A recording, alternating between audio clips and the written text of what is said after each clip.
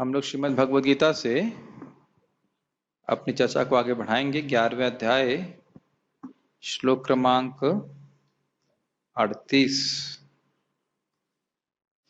त्वामादिदे, ये सब श्लोक अर्जुन बोल रहे हैं भगवान का विश्वरूप दर्शन करने के बाद उनकी स्तुति में। त्वमादिदेवः पुरुषः पुराण, त्वमादिदेवः पुरुषः पुराण, त्वमस्य विश्वस्य परं निधानम्, त्वमस्य विश्वस्य परं निधानम्, वेत्तासि वेद्यं च परं च धाम, वेत्तासि वेद्यं च परं च धाम, त्वया ततं विश्वमनन्तरूप, त्वया ततं विश्वमनन्तरूप। त्वम आदिदेव, आप ही आदि परमेश्वर हैं। पुरुष, पुरुष हैं। पुराण, पुरुषः पुराण मतलब आप पुराण पुरुष हैं, आदि पुरुष हैं। त्वमस्य विश्वस्य परम निधानम, अस्य विश्वस्य, इस विश्व के आप परम निधान हैं। निधान का अर्थ आपको मैंने समझाया था, निधीयते अस्मिन, जहां पे कोई वस्तु रहती है तो ये जगत आप में ही रहता है, इसलिए आप इसके परम आश्रय परम निधान हैं। वेत्तासि वेद्यम, वेद्यम मतलब आप ही जाने योग्य हैं, और जानने वाले भी आप हैं और जानने योग्य भी आप ही हैं। इस जगत को आप ही जानते हो, और इस जगत में अगर कुछ जानने योग्य है तो आप हैं। अगर कोई भगवान को जान लेता है तो सब कुछ जान लेता है। च परम च धाम, और आप ही परम धाम हैं। त्वया ततम विश्वम अनंत रूप, आप ही अनंत रूप में विद्यमान हैं। आप आदिदेव सनातन पुरुष तथा इस दृश्य जगत के परम आश्रय हैं। आप सब कुछ जानने वाले हैं और आप ही सब कुछ हैं जो जानने योग्य है। वस्तुतः इस जगत में हम कुछ भी देख रहे हैं तो भगवान की शक्ति है। आप भौतिक गुणों से परे परम आश्रय हैं। परम धाम को यहाँ पे व्याख्या की जा रही है। हे अनंत रूप, यह संपूर्ण दृश्य जगत आपसे व्याप्त है। शोक, हम वापस देखते हैं क्या लिखा था इसमें। त्वया, आपके द्वारा, ततम विश्वम अनंत रूप, आपके अनंत रूप हैं और आपके द्वारा ये विश्व हर जगह व्याप्त है। जैसे सूर्य की रोशनी पूरे ब्रह्मांड को आलोकित करती है, हर जगह व्याप्त रहती है, उसी प्रकार से भगवान की शक्तियां पूरे विश्व में व्याप्त हैं। ये बात वो बोल रहे हैं। गीता भूषण टीका, किसी को फोन चाहिए तो ये फोन आप लिख सकते हैं। आप इस ब्रह्मांड के परम आश्रय हैं। निधानम का अर्थ है जहां कोई वस्तु रखी जाए। आप अकेले ही इस जगत को जानने वाले हैं। इससे पहले कि हम आगे बढ़ने, इसका अर्थ क्या है? आप ही जगत के आश्रय हैं। आश्रय का अर्थ क्या है? इस जगत में किसी भी वस्तु की सत्ता है तो उसके आधार भगवान है। ये बात बोली जा रही है, ठीक है। तो सृष्टि भी भगवान के द्वारा होती है, मध्य में भी वो भगवान पे आश्रित है। और श्लोक क्रमांक 36 पढ़ रहे, 35 पढ़ रहे हैं, 36 है ना? 38 पढ़ रहे हैं, 38 पढ़ रहे हैं। तो हम लोग बात कर रहे थे क्या, तो इस जगत में हर वस्तु की सत्ता भगवान पे ही आश्रित है, और भगवान की सत्ता किसी पे भी आश्रित नहीं है। तो इसलिए बोल रहे हैं परम आश्रय आप हैं। आप अकेले ही इस जगत को जानने वाले हैं, और आप अकेले ही इस जगत में सबके द्वारा जानने योग्य वस्तु हैं। ये बहुत सुंदर बात है। हम लोगों को लगता है ना कि हम रजगुण तमगुण को जानते हैं। हम उन गुणों को नहीं जानते हैं। उन गुणों को कोई भी नहीं जानता भगवान को छोड़ करके, क्योंकि सभी लोग उन गुणों के द्वारा स्पृष्ट हैं। उन गुणों के प्रभाव को देख रहे हैं हम लोग, और उनके द्वारा बंधे भी हैं, लेकिन वो गुण क्या है समझ में नहीं आता। प्रकृति क्या है वो समझ में नहीं आता। इसको भागवत में भी बोला गया है कि माया का स्वरूप क्या है, तो माया के बारे में वर्णन नहीं किया गया है। माया वस्तुतः अनिर्वचनीय है, वो क्या है वो समझ नहीं सकते, लेकिन उसके प्रभाव को बता रहे हैं। किस प्रकार सृष्टि में सृजन करती है, जगत को, जीवों को बांधती है, इस सारा कार्य करती है। लेकिन माया भी भगवान की शक्ति है, और भगवान ही जानते हैं कि माया कौन है। कोई नहीं जानता माया कौन। समझ रहे? भगवान यानी कहने की जगत को भी जानने वाले भगवान ही हैं। आप देख लीजिए ना कि साइंटिस्ट कितना प्रवेश करने का प्रयास कर रहे हैं। एक मॉलिक्यूल, उसके बाद उसके अंदर एक एटम, उसके अंदर और प्रवेश, और अधिक रहस्यमय वस्तु, पूरा संसार एक छोटे से एटम में उनको दिखने लगता है कि नहीं? तो आप समझ सकते हैं कि अब हाँ, हम समझ सकते हैं, लेकिन आश्चर्य की बात है उन्हें समझ में नहीं आ रहा है कि इतनी जटिल वस्तु है, इतनी जटिल व्यवस्था करने के पीछे कोई बहुत बुद्धिमान व्यक्ति होगा। समझ नहीं पाते हो, आश्चर्य क्यों समझ नहीं पाते। तो यानी अकेले भगवान ही इस जगत में हर वस्तु को जानते हैं और सबके द्वारा आप ही जानने योग्य हैं। इसको हम भगवत गीता में आगे भी सुनेंगे। वेद्यम क्या है वो, वेदेश्च सर्वेर अहम एव वेद्यम। वेद ही सारे ज्ञान का स्रोत है और वेद का उद्देश्य है कि लोग भगवान को समझें, भगवान से अपने संबंध को समझें। और उसको नहीं समझा है तो कुछ नहीं समझा है, जीवन हमने अज्ञान में बिता दिया। ये बात बोल रहे हैं कि आपको ही जानना जीवन का परम लक्ष्य है। यह कैसे? क्योंकि इस पूरे ब्रह्मांड में आप ही व्याप्त हैं, क्योंकि आप ही परम व्योम के रूप में प्रख्यात आध्यात्मिक जगत हैं जिसको प्राप्त किया जाना चाहिए। समझ में आ रही बात? बड़ी अटपटा सा बात है, मतलब बड़ी अद्भुत बात है। इस जगत में हम कोई भी वस्तु देख रहे हैं, जिसको हम समझ रहे हैं, ये जान रहे हैं, वह वस्तु भगवान ही है, अर्थात भगवान की शक्ति ही है।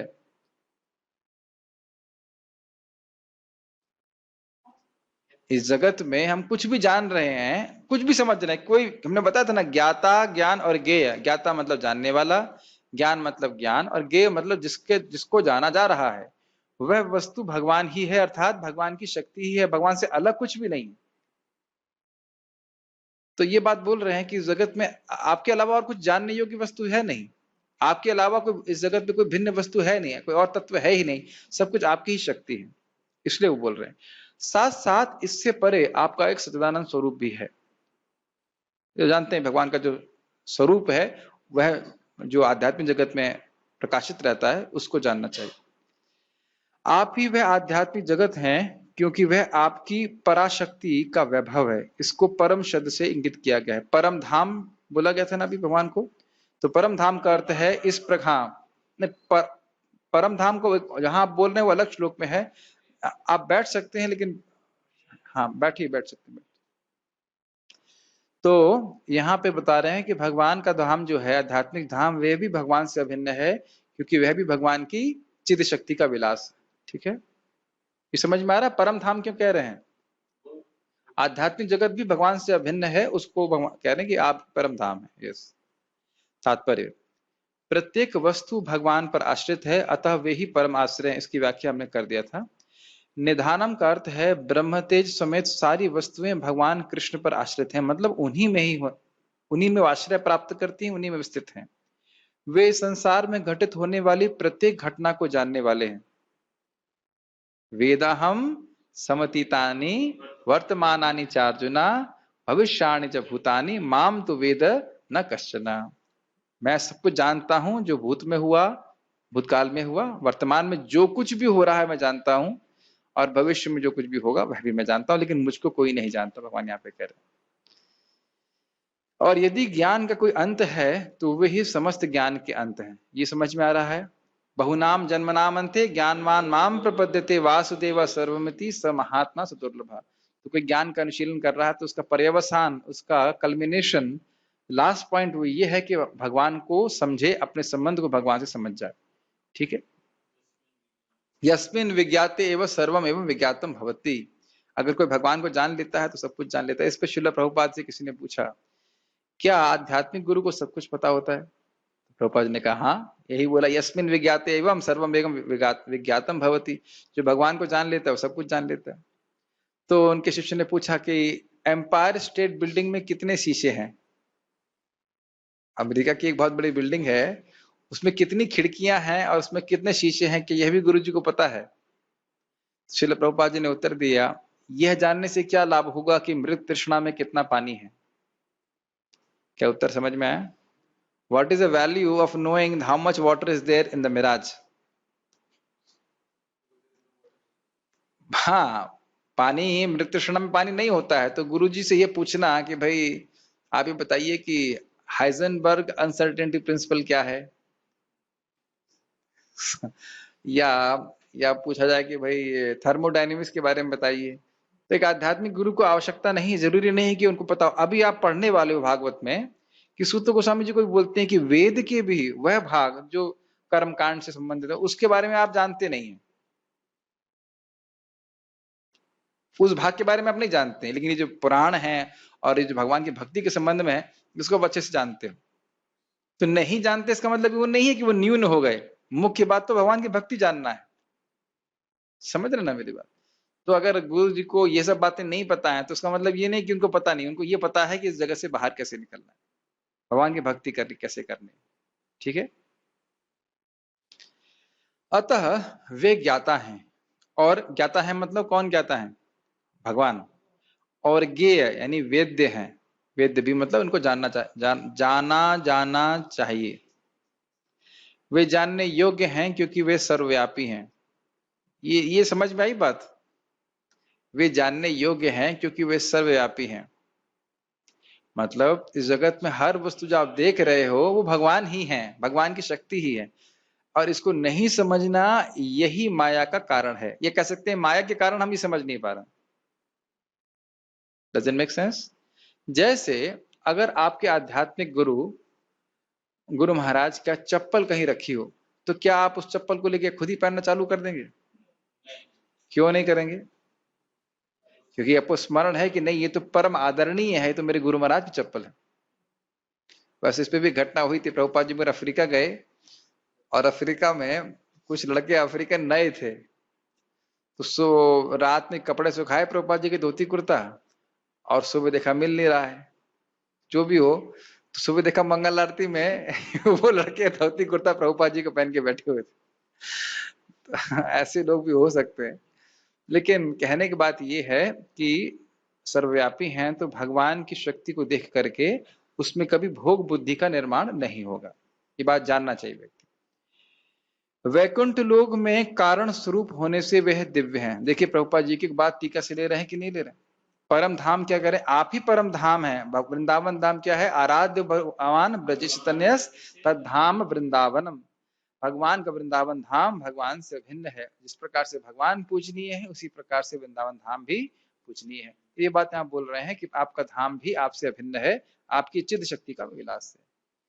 वे दिव्य लोक में भी प्रधान पुरुष हैं। दिव्य लोक में प्रधान पुरुष है, इसका अर्थ है आध्यात्मिक जगत, वैकुंठ जगत, गोलोक में भी वह प्रधान है। उन्हीं की पूजा, वही सर्वश्रेष्ठ पूजनीय व्यक्ति है। स्पष्ट है। आगे पढ़ते हैं, मेरे पीछे बोलिए। वायुर्यमोऽग्निर्वरुणः शशाङ्कः। वायुर्यमोऽग्निर्वरुणः शशाङ्कः। प्रजापतिस्त्वं प्रपितामहश्च। प्रजापतिस्त्वं प्रपितामहश्च। नमो नमस्तेऽस्तु सहस्रकृत्वः। नमो नमस्तेऽस्तु सहस्रकृत्वः। पुनश्च भूयोऽपि नमो नमस्ते। पुनश्च भूयोऽपि नमो नमस्ते। क्या है? वायु, यम, यम सब शब्दों का अर्थ आप जानते हो।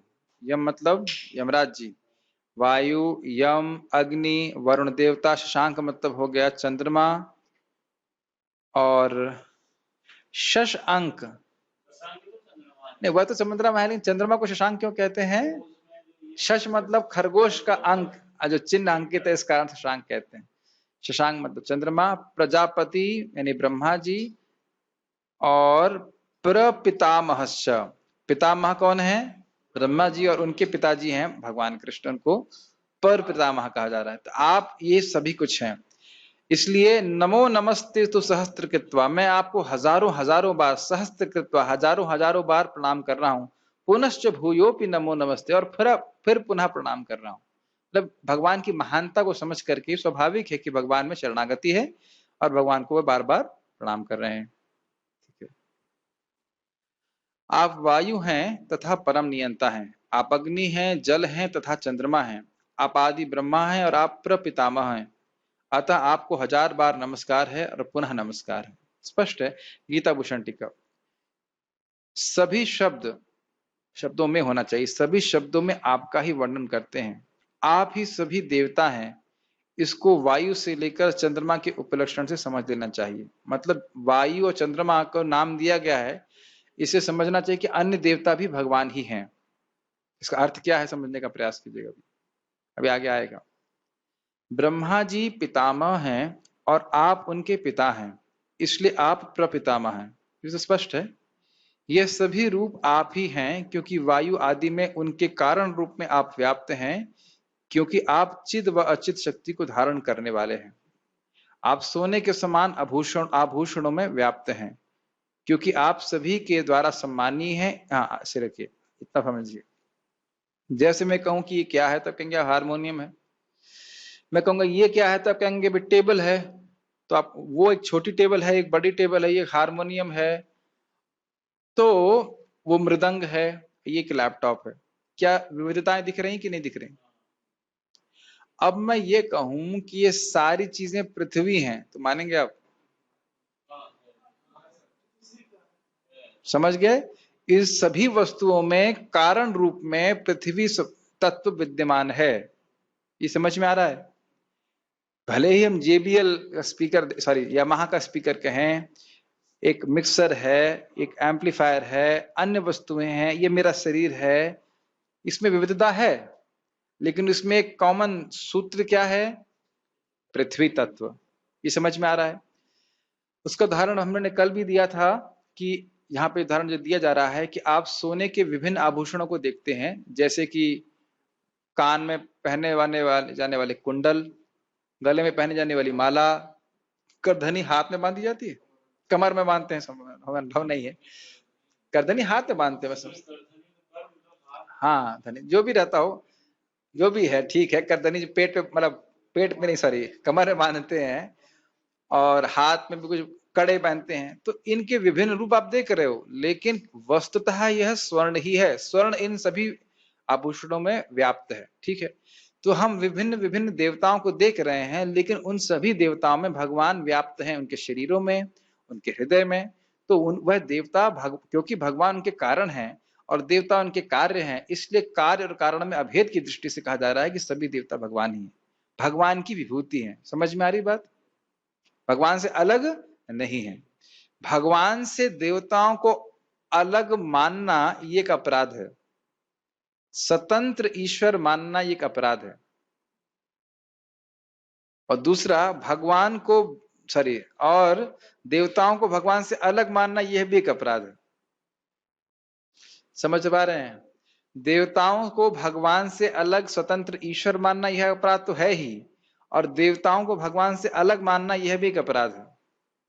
वह भगवान के प्रिय सेवक हैं, उनका अपमान करना यह गलत है। उनको भगवान बनाना यह भी गलत है, लेकिन उनको भगवान से अलग देखना यह भी गलत है।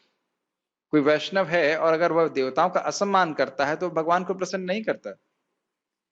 अनन्यता है, भगवान की पूजा करते हैं, लेकिन इसका अर्थ यह नहीं कि देवताओं का असम्मान करना। Does it make sense? सभी में भगवान, माइक पे बताइए, ऑन नहीं किया। देवता लोगों से भगवान स्वतंत्र है, ये तो समझ में आता है, ये नाम अपराध में भी आता है कि उनको समान नहीं करना। मगर जो सेकंड वाला जो स्टेटमेंट है जिसमें कहते हैं कि भगवान से उनको अलग देखना, हाँ, अलग देखना का अर्थ है कि भगवान, जैसे कि सिंपल सी बात है, मान लीजिए कोई यहाँ पे डीएम है, तो डीएम की एक इंडिविजुअलिटी है, वो एक व्यक्ति है, लेकिन उसका अपमान करते हैं तो वह प्राइम मिनिस्टर का ही अपमान है, क्योंकि उसको जो शक्ति प्रदान की जा रही है वो प्राइम मिनिस्टर के द्वारा की जा रही है, वह प्राइम मिनिस्टर की आज्ञा से कार्य कर रहा है। जैसे कोई शिव जी का अपमान करे या ब्रह्मा जी का अपमान करे या इंद्र का अपमान करे और कहे कि मैं भक्त हूं, तो यह बिल्कुल उचित बात नहीं। आप मेरी बात समझ रहे हैं? भक्त तो भगवान सभी का सम्मान करते हैं, और देवता तो भगवान के दास हैं, उनके सेवक हैं। तो देव का, जैसे भगवान शिव जी कहते हैं कि जितने भी भगवान विष्णु के भक्त हैं वे मुझको बहुत प्रिय हैं और मैं भी उनको बहुत प्रिय हूं। तो स्वाभाविक सी बात है कि भक्तों का देवताओं के प्रति कोई, क्या शब्द यूज करना चाहिए, विरोध भावना नहीं होनी चाहिए। अनन्य हैं, भगवान की भक्ति कर रहे हैं, इसका अर्थ यह नहीं कि देवताओं का असम्मान करें। देखिए, आप महाप्रभु जाते थे तो शिव जी के मंदिर में भी जाते थे, दुर्गा जी के मंदिर में जाते थे, हर जगह के वो हरे कृष्णा कीर्तन ही करते थे, इससे देवता प्रसन्न होते हैं। लेकिन कोई कहे कि मैं हनुमान जी का अपराध करूंगा या उनका असम्मान करूंगा, या मंदिर आया सामने तो उसे मुंह घुमा लिया इधर, ना ना, यह सब जो है अपराध बन जाता है, ध्यान देना चाहिए। ठीक है? जब भी आप किसी देवता को देखें तो वांछा कल्पतरु करना चाहिए, आप हमें आशीर्वाद दीजिए, हमारी मति भगवान में लगे। ठीक है, ये बात। जैसे कि आप देखो, ध्रुव महाराज ने, क्या नाम था उनका, कुबेर जी ने बोला कि क्या वरदान चाहते हो, तो उन्होंने बोला आप ऐसा वरदान दीजिए कि हमारी भक्ति भगवान विष्णु में बढ़े। ये बात कहाँ थे हम लोग? यह सभी रूप आप ही हैं, क्योंकि वायु आदि में उनके कारण रूप में आप व्याप्त हैं, क्योंकि आप चिद व अचित शक्ति को धारण करने वाले हैं। मतलब जितना भी भौतिक वस्तुएं दिख रही हैं ये भगवान की अचिद, अचिद मतलब भौतिक शक्ति का प्राकट्य है, और चिद मतलब आध्यात्मिक शक्ति, यानी कि आध्यात्मिक जगत की बात कर रहे हैं, दोनों शक्ति को धारण कर रहे हैं। यस प्रभु। याद आ गया मेरे को। वो मैं ये पूछने के लिए चाह रहा था कि जैसे माधवेंद्रपुरी शायद बोलते हैं ना कि मैं नहीं कर सकता हूँ, मैं श्राद्ध भी नहीं दे सकता हूँ, हे देवता तुम मेरे को माफ कर देना। हाँ हाँ हाँ, देखिए श्रीपाद माधवेंद्रपुरी कह रहे हैं कि मैं और सारे जो वैदिक नियम है उनका पालन नहीं कर सकता, उनको मैं दूर से सम्मान करता हूँ। तुभ्यम भो तुभ्यम नमः, असम्मान नहीं कर रहे। वो कह रहे हैं आपको नमस्कार है, लेकिन मैं जहां पे भी रहता हूं वहां पे मैं कंस के दुश्मन कृष्ण की कंसारी कृष्ण का स्मरण कर सकता हूं, और ये मैं मानता हूं मेरे लिए पर्याप्त है, अलम है। अलम मतलब पर्याप्त है। तो आप समझिए मेरी बात, भगवान का भक्त भगवान की ही पूजा करता है, लेकिन देवताओं का असम्मान नहीं करता। ये बात बोली जा रही है, ये बात खाली बोली जा रही है कि देवताओं को भगवान से अलग नहीं देखना। जैसे हम डीएम का सम्मान क्यों करते हैं? क्योंकि भारतीय गवर्नमेंट का वह प्रतिनिधित्व करते हैं। अरे डीएम छोड़ दीजिए, डीएम का वो जो चेला होता है, क्या कहते हैं उसको, क्या लोएस्ट अधिकारी क्या बोलेंगे उसका, पियोन, सेक्रेटरी, जो भी एकदम, उसका भी सम्मान किया जाता है ना, क्योंकि उसका संबंध हम सरकार से देख रहे हैं।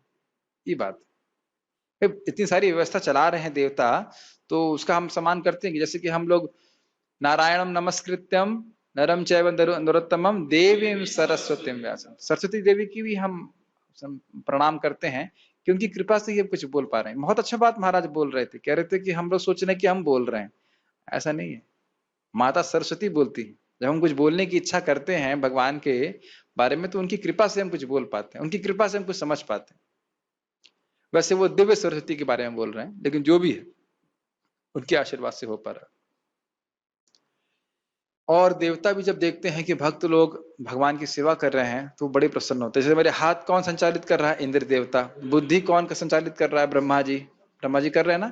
आंखें कौन कर रहे हैं? सूर्य और चंद्रमा। तो सारे देवता बड़े प्रसन्न होते हैं जब हम भगवान की सेवा करते हैं। प्रभुपाद जी प्रथम स्कंद में कहते हैं, जब भक्त लोग भगवान की सेवा करते हैं तो भगवान के जो देवता हैं वो भगवान के भक्त हैं, तो वह अपने आदि दैविक शक्तियों के द्वारा भक्त की मदद करते हैं। तो इस प्रकार से उनको भी बड़ा प्रसन्नता होती है।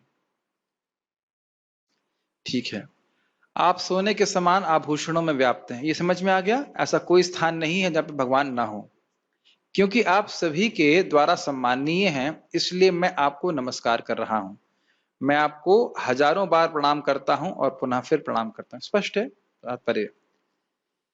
भगवान को बस एक बात कहना चाहता हूं, जब भगवान की महिमा भक्त को समझ में आती है तो भगवान की शरण वह लेता ही है, बारंबार भगवान को प्रणाम वह करता ही है। ये बात समझना चाहिए। तात्पर्य, भगवान को वायु कहा गया है क्योंकि वायु सर्वव्यापी होने के कारण समस्त देवताओं का मुख्य अधिष्ठाता है।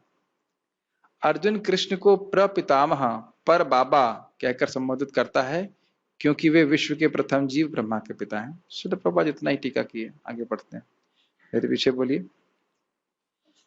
नमः पुरस्तादत पृष्ठतस्ते, नमः पुरस्तात् पृष्ठतस्ते, नमस्तुते सर्वत एव सर्व, नमोस्तुते सर्वत एव सर्व, अनंत वीर्यामित विक्रमस्त्वम्, अनंत वीर्यामित विक्रमस्त्वम्, सर्वं समाप्नोषि ततोऽसि सर्वः, सर्वं समाप्नोषि ततोऽसि सर्वः।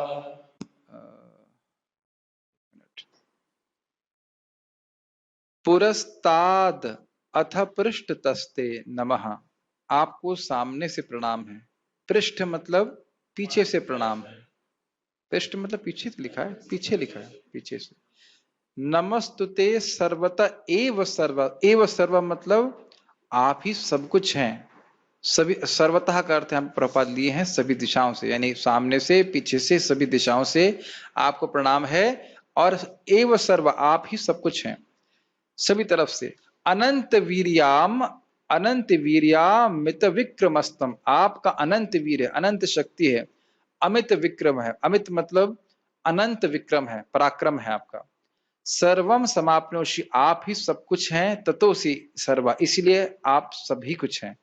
सर्वम समाप्नोषि का अर्थ है क्योंकि आप सब में व्याप्त हैं, इसीलिए आप सब कुछ हैं। वही उदाहरण, टेबल, हारमोनियम, ये बड़ी टेबल, सभी कुछ पृथ्वी ही है। समझ में आ रहा है कि नहीं आ रहा? क्योंकि भगवान सब जगह व्याप्त हैं इसलिए। ओके, चलिए आगे पढ़ते हैं। हाँ थे हम लोग, क्योंकि आप सब कुछ हैं इस कारण से आप सभी जगह व्याप्त हैं, इसीलिए आप सब कुछ हैं। आपको आगे पीछे तथा चारों ओर से नमस्कार है, हे असीम शक्ति, आप अनंत पराक्रम के स्वामी हैं, आप सर्वव्यापी हैं, अतः आप सब कुछ हैं। आप सर्वव्यापी हैं इसलिए आप सब कुछ हैं, ये समझ में आ रही बात? ठीक, ओके। पार्थ प्रभु समझाइए, माइक दीजिए प्रभु जी। भगवान सब कुछ हैं, क्योंकि भगवान सर्वव्यापी हैं इसलिए भगवान सब कुछ हैं, ऐसा क्यों माना जा रहा? क्योंकि वो सब कुछ जानने वाले हैं। नहीं, मैंने इसीलिए ध्यान पूर्वक नहीं सुन रहे थे। भगवान सर्वव्यापी हैं इस कारण से भगवान सब कुछ है, ऐसा क्यों कहा जा रहा है? यस परशुराम प्रभु। भगवान प्रत्येक प्राणी के हृदय में। सब जनरल बातें बोली जा रही हैं लेकिन एग्जैक्ट उत्तर नहीं प्राप्त हो रहा। इनको दीजिए, मोहित को दीजिए। क्योंकि भगवान सर्वव्यापी हैं। हाँ, अरे ये तो है, भगवान सर्वव्यापी हैं तो सब कुछ कैसे हैं? यस मोहित, हाँ बोलिए। प्रभु जी, जस्ट अभी आप एग्जाम्पल दे रहे थे कि ये जितने भी यहाँ पे सामान है सब कुछ पृथ्वी से आई है, तो डायरेक्टली इनडायरेक्टली सब कुछ भगवान से आ रहा है, इसलिए भगवान को सब डायरेक्टली इनडायरेक्टली बोला जा रहा है, मतलब नहीं, मतलब सब कुछ भगवान से ही आया है। सब कुछ भगवान की शक्ति है, भगवान की शक्ति और है, कारण रूप में भगवान सब जगह व्याप्त हैं, इसी कारण से वह सभी कुछ हैं, ये बोला जा रहा है। ठीक है, ठीक है, आगे पढ़ते हैं।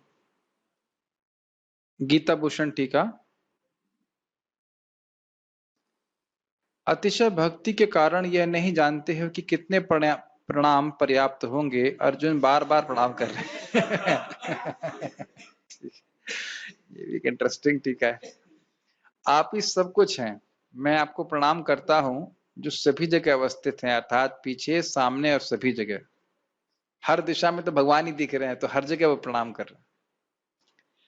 आपके पास असीमित शारीरिक बल और अपरिमित मानसिक बल है। तो देखिए यहीं पे व्याख्या हो रही है, अनंत वीर्याम, क्या शब्द था? अनंत वीर्याम, अनंत वीर्याम मित विक्रमस्तम। अनंत वीर्य मतलब उनके अंदर अनंत शारीरिक बल है, और अमित विक्रम मतलब उनमें अत्यधिक मानसिक बल है, ये बात बोल। इसलिए आप शास्त्र का प्रयोग करने में प्रवीण हैं। यह क्या मतलब हुआ? देखिए, अगर किसी के पास क्या हुआ? अगर किसी के पास शारीरिक शक्ति है, लेकिन इसका अर्थ यह नहीं है कि उसके पास वह मानसिक बल या बुद्धि हो जिसके द्वारा वह शास्त्र के शिक्षाओं को अपने जीवन में पालन कर सके। कोई अगर स्वस्थ है, इसका मतलब ये नहीं कि वो हरे कृष्ण मंत्र जप रहा है या धर्म का पालन कर रहा है।